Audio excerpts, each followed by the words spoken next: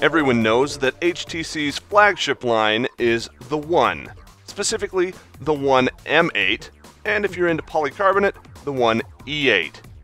But what about the HTC Desire lineup? It's traditionally been a mid-tier phone, but what would happen if you upgraded the specs and threw in a 13 megapixel shooter on the front and the back?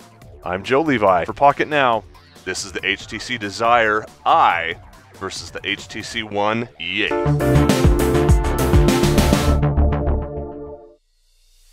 It might be a bit unfair to compare the aluminum unibodied HTC One M8 to virtually anything else not made of the sleek metal.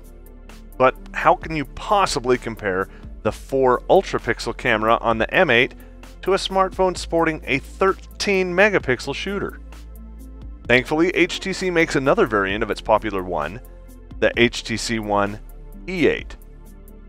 The HTC One E8 includes most of the same specifications as its aluminum-clad big brother, the One M8.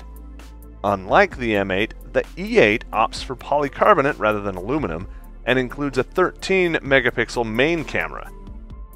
Both of these features make the One E8 a much better platform against which to measure HTC's new Desire EYE. The Desire EYE is a Snapdragon 801 powered Android smartphone made of matte polycarbonate and toting almost exactly the same specs as the HTC One E8, which is also made of polycarbonate, though a much glossier variant.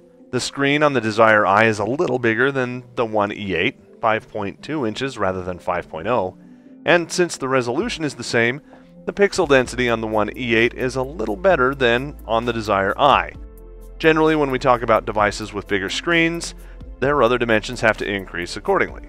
The EYE is about 5 mm taller and 3 mm wider than the E8, and it's about 9 grams heavier too. The extra size? That you'll feel. The extra weight? Not so much. Where these two devices really start to diverge is in their cameras. For the main camera, both feature a 13 megapixel shooter, though the Desire EYE has 2 LEDs compared to the E8's single LED flash. Colors were truer and details were much more, well, detailed in pictures taken with the Desire EYE than with the E8. The same is true for video, though recordings on the E8 seemed a little smoother than those taken on the Desire EYE, though neither did 1080p video all that well. Of course, those aren't the cameras that anyone's interested in. This is really a battle for the selfie. And in that regard, the Desire EYE wins hands down. With virtually the same camera and dual LED flash on the front, there's simply no way the 5 megapixel flashless front facer on the E8 can even compare. How did those selfies turn out? On the Desire EYE, surprisingly well.